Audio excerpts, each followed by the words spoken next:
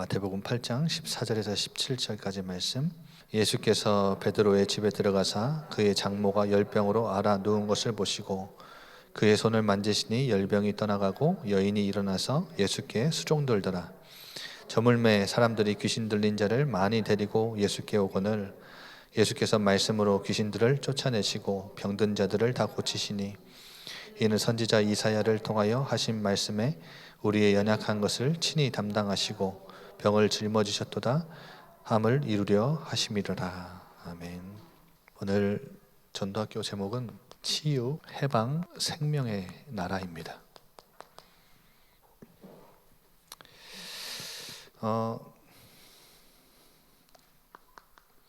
여러분, 지금 이 세상은 디모데후서 3장 1절부터 5절까지의 말씀에 보면 이렇게 나와 있죠. 자기를 사랑하고 돈을 사랑하고 자랑하고 교만하고 비방하고 부모를 거역하고 감사가 없고 거룩하지 않고 무정하고 원통함을 풀지 않고 모함하고 절제하지 못하고 사납고 선한 것을 좋아하지 않고 배신하고 조급하고 자만하고 쾌락 사랑하기를 하나님보다 더 사랑하고 뭐요? 경건의 모양은 있으나 경건의 능력을 부인한다. 이게 세상이라고 표현을 하죠. 여러분, 이 세상에서 마태복음 5장 13절에서 16절에 보면 우리를 뭐라고 얘기하시죠? 이 정도면 됐어요? 네. 빛 그리고 소금. 우리를 빛과 소금으로 부르셨다 그러죠. 마태복음 5장 13절에서 16절. 근데 이 마태복음 5장 13절에서 16절 말씀에 중요한 내용은 빛이 소금이 맛을 잃으면 짠맛을 잃으면 무용지물이라는 말이에요. 그렇죠? 그리고 빛은 등경 위에 두어서 이제 어둠을 밝히는 것이지 이 말 아래 두어서 빛이 비치지 않도록 하지 않지 않냐. 이 역할들이 이것들의 정체성을 나타낸다는 거죠. 소금은 짠맛으로, 그리고 빛은 비추는 것으로. 근데 16절에 보면 이런 말씀이 있어요. 맛을 내고 빛을 비추는 구체적인 행동에 대해서 하나를 얘기하는데 그 행동이 뭐냐면 바로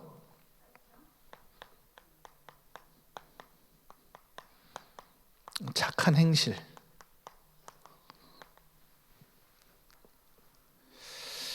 이 착한 행실을 가지고 하늘에 계신 아버지께 영광을 돌리게 해라. 그래서 우리는 그리고 우리 교회는 이 세상에 빛과 소금과 같은 존재로서 구체적인 어떤 한 행동을 해야 되는데 그 행동이 뭐예요? 이걸 가지고 하나님께 영광을 돌리게 해야 되는데 그 행동이 뭐예요? 착한 행실. 이게 제가 지어낸 말이 아니라 성경에 있는 단어 그대로예요. 네. 마태복음 5장 보시면 나와요. 착한 행실. 이건 예수님이 하신 말씀이고 단어입니다. 근데 여러분, 세상이 디모데후서 3장 1절에서 5절 같은 세상 속에서 착한 행실을 한다 하면 어떤 내용일까요? 여러분, 예수님은 마태복음 22장 34절에서 40절에 율법 중에 가장 큰 계명이 뭐냐라는 질문에 이렇게 대답하시죠. 신명기서 6장 말씀을 가지고 하나님을 사랑하고 뭘 사랑하는 거예요? 이웃을 사랑하는 것. 그리고 야고보도 이렇게 얘기해요. 야고보서 2장 8절에 율법 중 가장 큰 계명은 아니요. 2장 8절에는 너희가 만일 성경에 기록된 대로 내 이웃 사랑하기를 내 몸과 같이 하라 하신 이 최고의 법을 지키면 잘하는 것이다. 이렇게 나와요. 야고보서 2장 8절에. 그리고 여러분, 로마서 13장 8절부터 10절까지 보면 사도 바울은 이렇게 얘기해요. 피차 사랑의 빛 외에는 아무에게든지 아무 빚도 지지 마라. 그래서 남을 사랑하는 자는 율법을 다 이루었다. 그래서 이 구절에, 이 사이에 있는 구절에는 뭘 얘기하냐면 10계명을 인용을 하는데요. 여러분 10계명은 여러분 1계명부터 4계명은 하나님 사랑에 대해서, 그리고 5계명부터 10계명은 이웃 사랑에 대해서 나오잖아요. 5계명부터 10계명까지를 이웃 사랑에 관련된 이야기를 인용을 해요, 바울이. 아까 8절에 남을 사랑하는 자는 뭘 다 이루었다고요?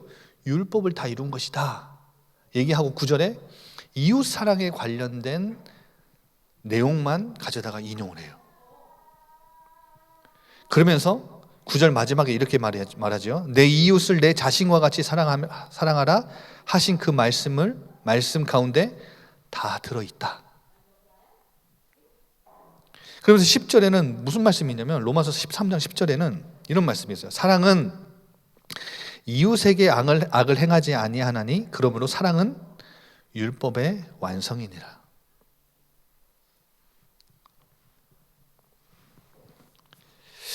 여러분 뭘 말씀드리는지 알겠죠?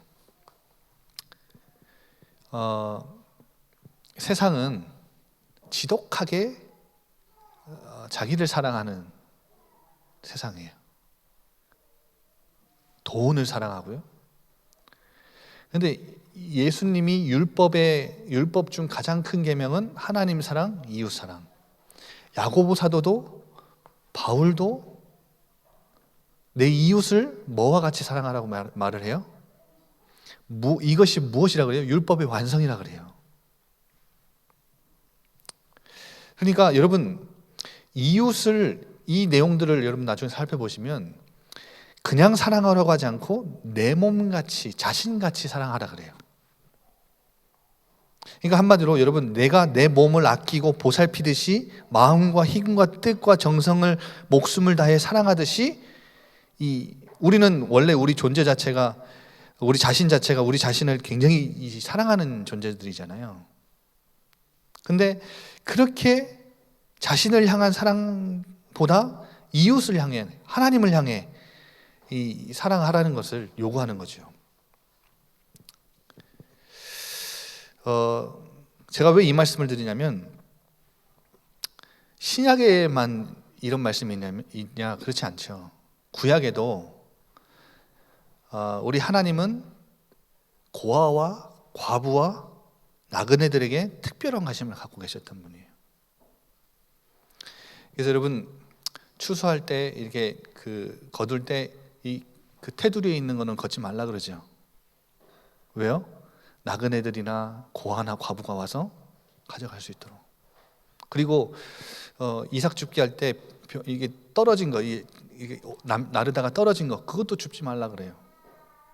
왜 이런 사람들이 가져갈 수 있도록. 그러면 제가 왜 이 말씀을 드리냐면 이유가 있겠지요.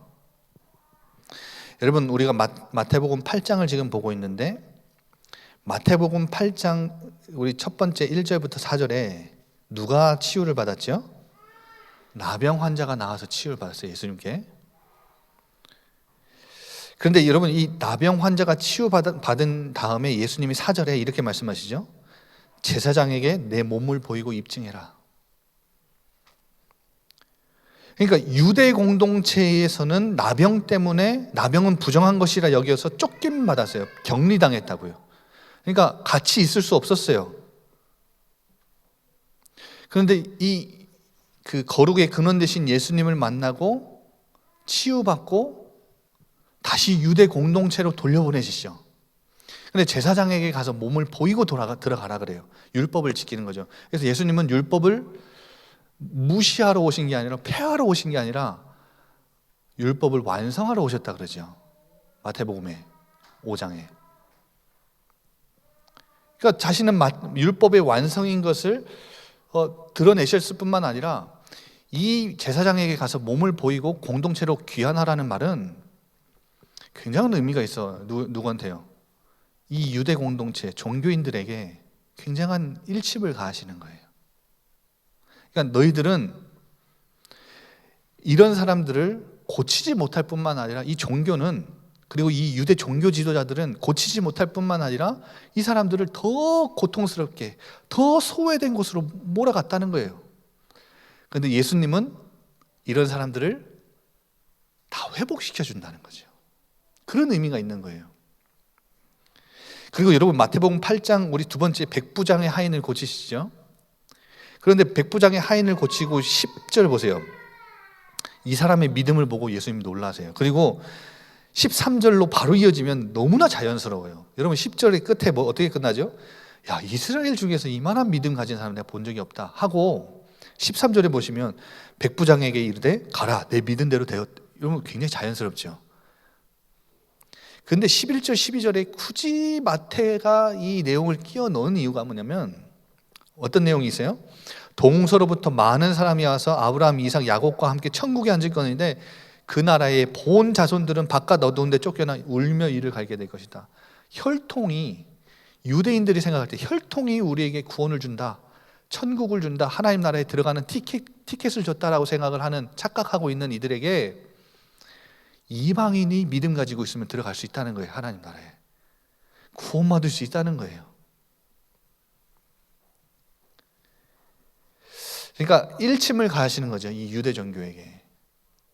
복음은 아브라함과 이삭과 이 이스라엘 민족을 통해 시작됐지만 이 복음이 어떻게 됐어요? 변질됐죠. 뭐가 됐어요? 종교가 됐어요.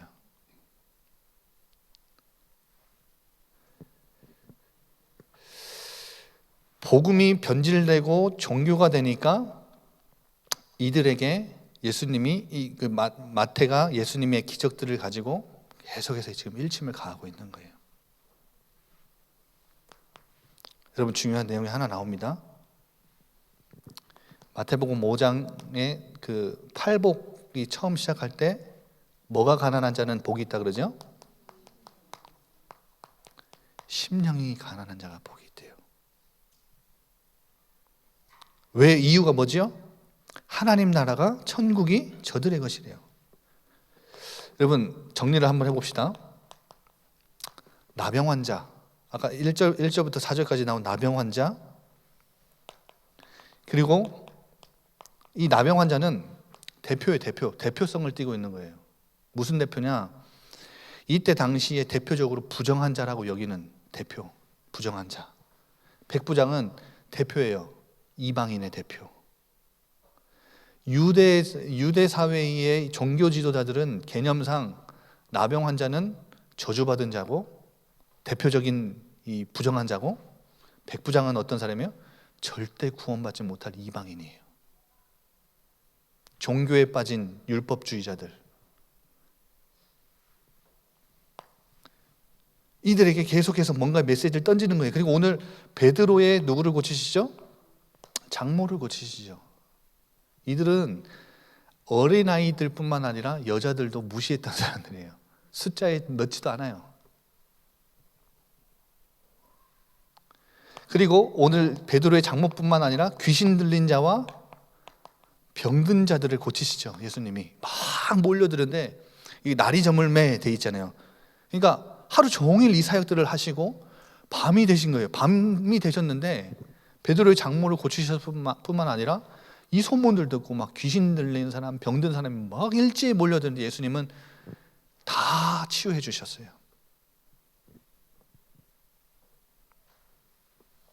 여러분, 한마디로 뭘 말씀드리고 싶은 거냐면, 이때 당시에 이 유대 사회와 유대 공동체에 굉장한 소외 계층들,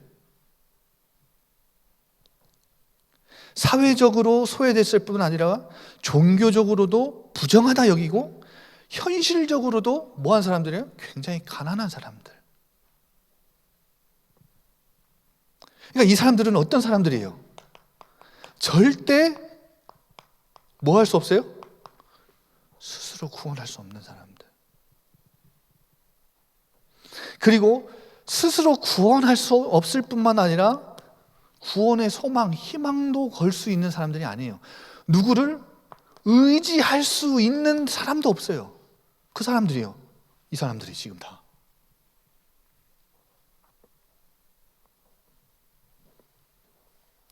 그런데 여러분 아시죠? 스스로 구원을 받을 수 있다고 생각하고 소망이 있고 의지할 곳이 있고 능력이 있고 배경이 있고 힘 있는 사람들은 예수님께 간절하게 나가지 않아요. 그렇죠? 예수님이 이 동네에 왔다는 소식을 들었을 거예요. 나병 환자들 수많았겠죠. 그런데 이 나병 환자는 예수님께 나갔어요. 이 상황 때문에. 오히려 이런 상황들이 오히려 더 믿음 가운데 깊이 인도했고 예수님께 더 나아가게 했어요. 여러분 기억하십시오. 로마의 정치인들과 권력자들과 기득권자들 그리고 유대 종교 지도자들, 율법에 갇힌 종교 지도자들은 이런 소외계층, 이런 상태에 있는 마태복음 8장에 나와 있는 이 사람들이 어떤 사람들로 보여요? 절대 긍휼의 대상이 아니에요. 이들이 볼 때는. 이들이 볼 때는 이런 사람들은 어떤 사람들이에요? 영접할 수 있는 대상이 아니고 환대해 줄 대상이 아니고 수용해 줄 대상이 아니에요. 그럼 어떤 대상이에요? 이들이 로마의 권력자들과 유대 종교 지도자들은 이 사람들을 보고 어떻게 생각해요? 정죄하고 배척하고 경계하고 외면하고 격리하고 차별하고 더 어렵고 더 힘들게 만드는 거예요.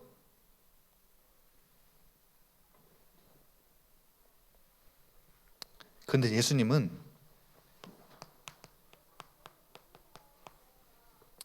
이런 사람들을 찾아가셨어요. 예수님의 사역은 화려하고 멋있는 이 로마인들이 모여있는 곳, 유대 종교 지도자들 모여있는 곳이 아니라 예수님의 사역의 시작은 아주 이런 사람들이 가득가득한 갈릴리에서부터 시작하셨어요.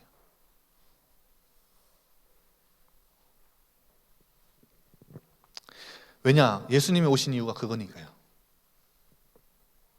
마지막에 나오겠지만 오늘 이사야서 이 53장 4절 말씀을 가지고 17절에 마태가 예수님이 오신 이유는 연약한 것을 친히 담당하시고 병을 짊어지셨다. 이 말을 인용을 해서 이렇게 적은 이유가 예수님이 오신 이유가 이것 때문이라는 거예요. 그러니까 이 사람들은 이 땅에 오시는 하나님의 아들, 굉장한 왕권을 가지고 막 그 유대 나라를 이스라엘 나라를 굉장히 회복시키고 막 굉장한 권력과 힘을 가지고 나타나는 왕으로 기대했던 거예요.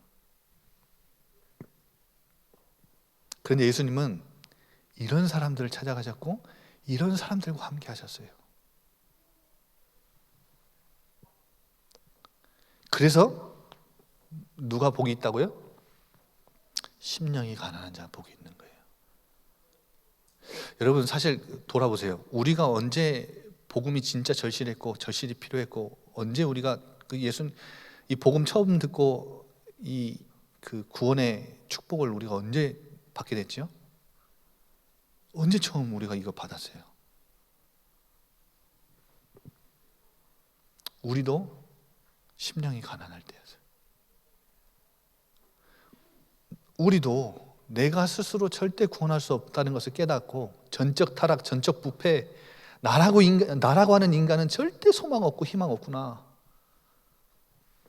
나라고 하는 사람은 절대 의지할 곳 없고 이 정말 그 고통스러운 그 순간에 우리는 심령이 가난해졌을 때 이 복음이 다 진짜 내 것이 되죠. 그랬잖아요. 우리 그렇게 해서 구원받았잖아요. 그러니까 저는 여러분 주변에 전도 대상자들 많은데 우리가 이제 다락방을 하면 전도 대상자를 두고 기도하잖아요. 기도하는 그 순간순간 모든 대상자들이 어느 딱 시간표가 하나님의 때가 딱 언제 복음 받는 하나님의 때가 딱 언제 오냐? 딱 이렇게 됐을 때.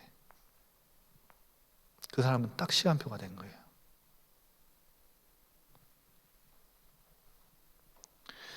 여러분, 이 사람들을 찾아가셔서 예수님이 어떻게 치유하시죠? 8장 14절 보세요. 우리가 현장에서 이거 하면 되죠. 예수님이 이들을 찾아가셔서 치유의 시작이, 이들에게 참된 해방과 생명을 주신 그 시작이 언제였어요? 이 하나님 나라가 임하게 하는 시작이 뭐였어요? 베드로의 장모가 10병에 앓아 누운 것을 뭐 하시고 보시고. 뭘 말해요? 우리의 시선. 우리 일상에서 삶에서 굉장히 바쁘죠. 그리고 우리의 관심, 우리의 시선이 막 여기저기 가 있죠. 그렇잖아요. 솔직히 말씀드리면. 근데 이거보다 소중하고 이거보다 귀한 거 없고 이거보다 중요한 게 없는데 무엇이 중요한지 아시죠? 잘 모르세요? 죄송합니다. 근데 이 시선, 이거보다 중요한 건 없는데 우리 시선이 자꾸 분산돼 있지요. 그래서 여러분, 우리 시선이 어디에 있는지, 이거 누가복음 4장 38절에 보면, 여러분 참고하십시오. 누가복음 4장 38절에는 이 똑같은 이 내용이 기록되어 있는데, 이 베드로의 장모가 10병에 앓은 것을 사람들이 요청을 합니다. 치유를 예수님께. 그런데 여기는 예수님이 직접 보시죠. 예수님이 주도하시는 거예요. 예수님의 주도적인 역할에 주목하고 있는 거예요, 마태는. 여러분, 사도행전 3장 4절 아시죠? 사도행전 3장 4절에 베드로와 요한이 그 성전 미문에 앉아있는 그 안진뱅이를 뭐 했어요? 그 사람을 일으켜 세우고 이 수많은 사람들에게 부활하신 주님의 이름을, 그 능력을 보여주고 간증하고 부활의 주님의 이 증인으로 딱 서는 그 이 일으키는 역사가 뭐에서 시작돼요? 베드로가 요한과 더불어 주목하여. 여러분, 이 주목은 다른 주목이에요. 이 사람은 성전 미문에 40년 동안 앉아있던 사람이라 유명한 사람이에요. 그럼 베드로와 요한은 그럼 기도하러 성전에 안 갔을까요? 예배하러 안 갔을까요? 갔었겠지요. 그러면 여러분, 이들은 성령이 임하고 성령의 사람들이 되어서 안진뱅이를 이 단지 거린으로 본 게 아니에요.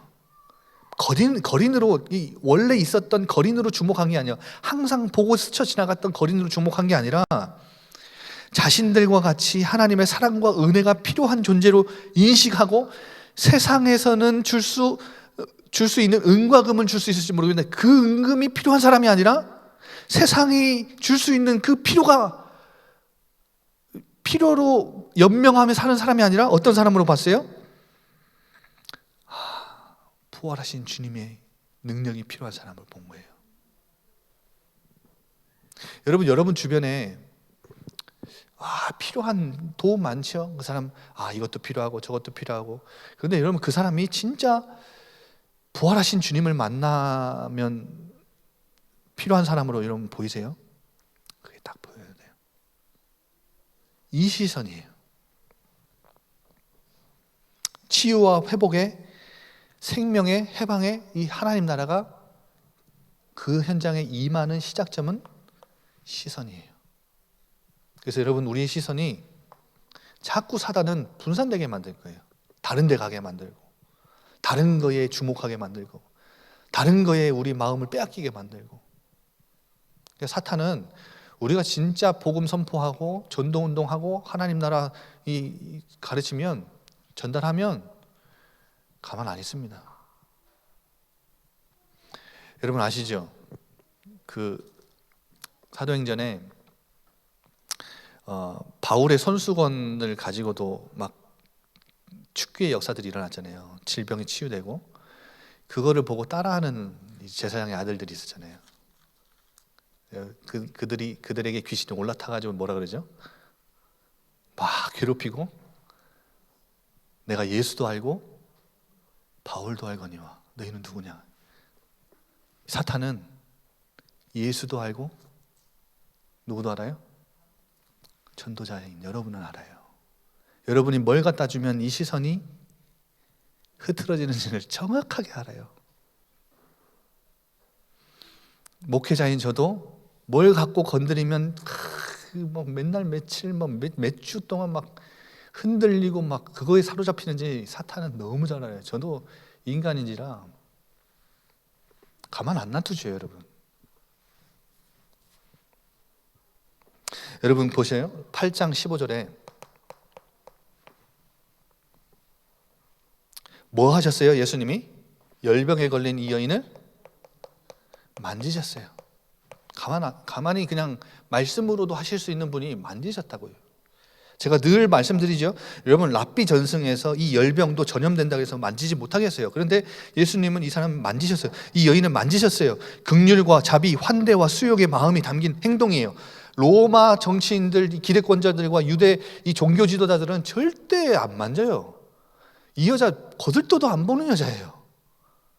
근처에도 안 가는 사람들이라고요. 그렇죠? 근데 예수님은 그 집에 굳이 찾아 들어가셨고 이 여인을 만지셨어요. 여러분 우리의 마음, 우리의 사역의 마음이 어떤 마음이어야 해요? 예수님이 가지고 오신 나라는 한 긍휼의 나라예요. 긍휼의 마음의 나라예요. 긍휼이 가득한 마음의 나라. 긍휼이라는 마음이 가득한 나라. 환대가 가득한 나라. 수용 못할 사람, 긍휼히 여기지 않을 사람, 영접하지 않을 사람이 없는 나라. 그러니까 우리가 구원받았잖아요. 그러니까 그런 우리도 주님이 찾아오신 거 아니에요? 여러분 보세요. 우리의 마음이 우리 주님과 같이 긍휼의 마음으로 저 영혼들을 보고 상대할 수 있도록 여러분 기도하셔야 됩니다. 그리고 시간이 없어서 8장 16절 저물매 사람들이 귀신 들린 자를 많이 데리고 예수께 왔는데 예수께서 귀신들을 쫓아내시고 병든 자들을 고쳐셨는데 제가 뭘 빼먹었죠? 예수께서 무엇으로 귀신을 쫓아내시고 병든 자를 고치셨어요? 뭘로요? 다시 한번 뭘로요? 말씀으로. 어제 제가 삼천제자학교 우리 3단계 반에서 제가 이 부분에 대해서 말씀드렸는데 요한복음 1장 1절은 태초에 말씀이 계시니라. 이 말씀은 하나님과 함께 계셨고 이 말씀이 곧 하나님이래요. 그럼 무슨 말이냐면 이 창조주 하나님과 함께 이 태초에 천지를 창조하실 때 창조주 하나님과 함께 계셨던 또 다른 존재가 하나 더 있다는 거예요. 그 존재가 말씀이래요. 근데 여러분 이 말씀이 요한복음 1장 14절에 뭐라 그래요? 말씀이 육신이 되어 우리 가운데 거하시매. 근데 이 말씀이 육신이 되어 오신 이분을 이 세례 요한이 먼저 와서 증거했는데 이 세례 요한이 이분보다 먼저 태어났거든요. 그런데 뭐라고 증언하냐면 이분은 내 앞에 계셨던 존재다. 이렇게 증언해요. 요한복음 1장 16절에는 뭐라 그래요? 은혜 위에 은혜를. 여러분 17절에는 이 은혜가 뭐냐면 모세를 통해 율법을 주신 은혜. 그런데 그 은혜보다 은혜를 초월하는 은혜를 뛰어넘는 은혜가 우리에게 주어졌는데 어떤 은혜요? 은혜와 진리가 우리에게 주어졌대요. 그 크신 은혜가 우리에게 주어졌는데 은혜를 뛰어넘는 은혜가 주어졌는데 이름이 처음 나와요. 1장 17절 그분의 정체가 나와요. 태초부터 말씀이셨던 그분의 정체가 나와요. 누구예요? 예수 그리스도. 그러니까 말씀은 누구예요? 예수 그리스도예요. 그런데 예수 그리스도 말씀이신 예수님이 말씀으로 이들을 고치셨다는 것은 무슨 말을 의미할까요?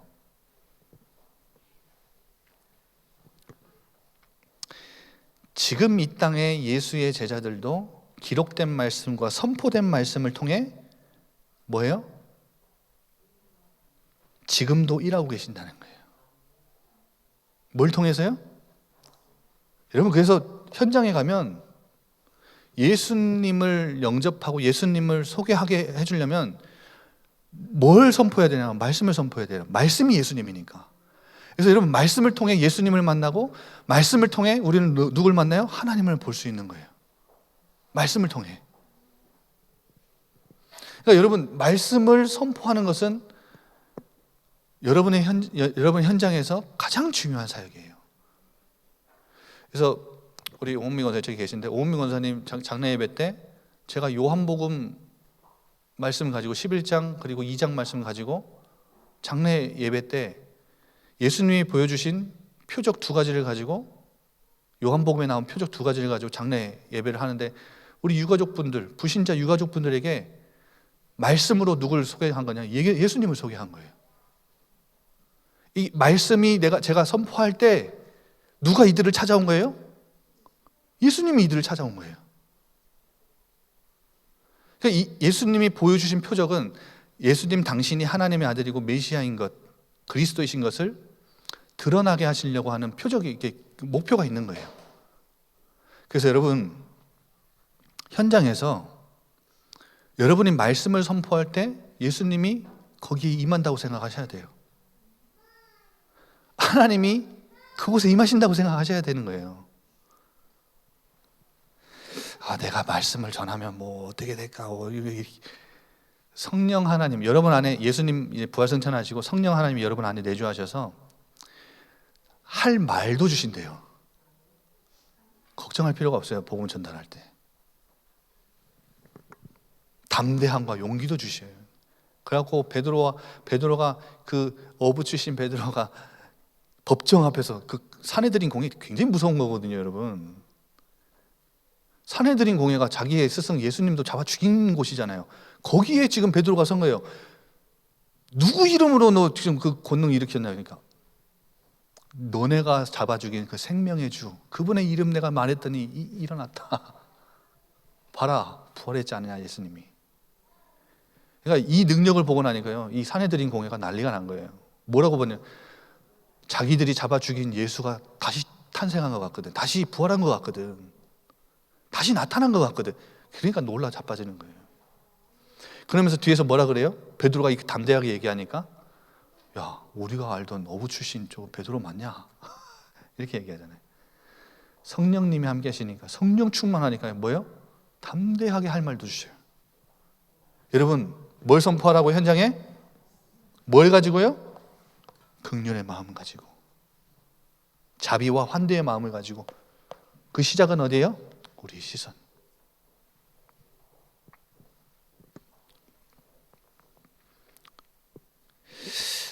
마지막입니다. 이유와 목적이 뭡니까? 여러분, 예수님이 이 기적을, 이 치유를 행하신 이유를 17절에 얘기해요. 마태가 뭐라고 얘기하냐면, 선지자 이사야를 통해 하신 말씀을 이루시려고.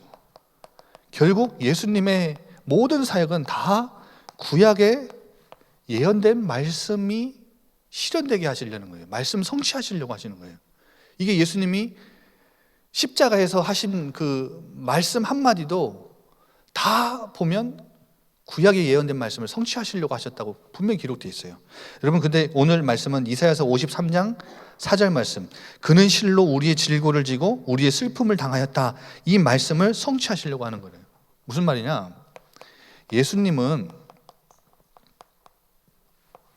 이 사람들이 기대했던 것처럼 대단한 왕으로 이 땅에 오신 게 아니라 고난받는 종으로 이 땅에 오셨다는 거예요. 메시아 사역은, 구약에 예언된 메시아 사역은 뭐를 통해 그 승리를 주시는 분이에요? 고난을 통해 주시는 분이에요.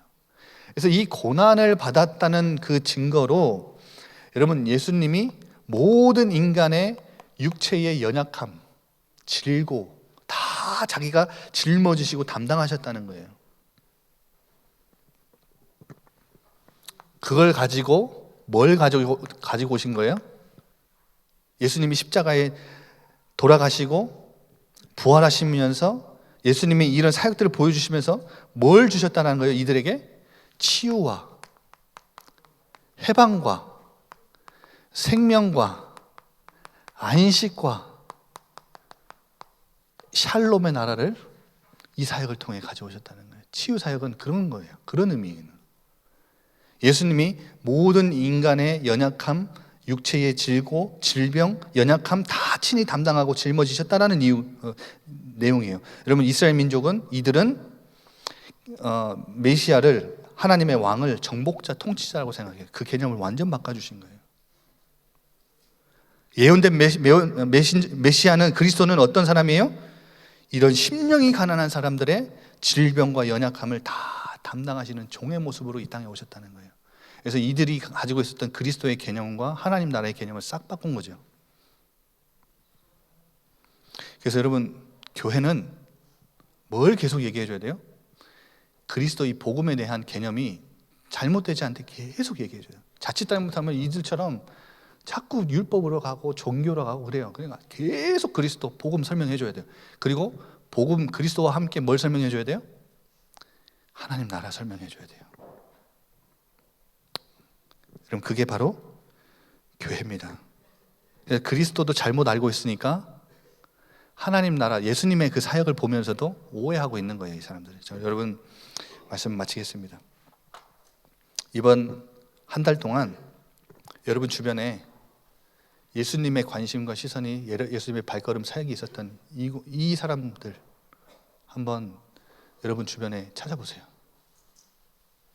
그리고 기도하고 있던 그 영혼들이 언젠가는 이 순간을 만납니다. 심령이 가난해지는 그 순간이 있어요.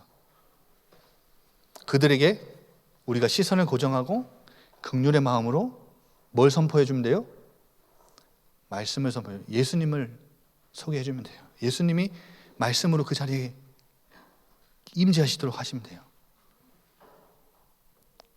왜냐? 그것이 예수님이 이 땅에 가져오신 하나님 나라니까. 이 일을 하기 위해 오신 분이니까. 대단하고 막 큰 거 하려고 오신 게 아니라 십자가를 지시고 이들의 모든 질병과 연약함을 다 담당하시기 위해 오셨으니까. 이게 바로 예수님이 가지고 오신 하나님 나라니까. 여러분, 그래서 고통 가운데, 질병 가운데 신음하고 있는 영혼들에게 치유와 해방과 생명의 나라, 하나님 나라를 전달해주는, 확장하는 귀한 역사 있길 바랍니다. 하나님 감사합니다. 율법과 종교에 갇힌 유대의 종교와 종교 지도자들과 로마의 권력과 정치와 기득권자들에게 예수님이 이 땅에 오신 이유가 무엇인지, 이 땅에 가져오신 그 하나님 나라가 무엇인지 정확하게 보여주시고, 우리를 통하여 이 땅에서 이 사역을 지속해 나가길 원하시는 하나님, 우리 사고령 모든 현장에서 흩어진 제자들을 통하여 하나님 참된 하나님 나라를 확장하는 사역, 치유와 해방과 생명의 나라를 확장하는 사역을 감당할 수 있도록 축복하여 주옵소서. 살아계신 우리 주 예수 그리스도의 이름으로 감사하며 기도드리옵나이다. 아멘.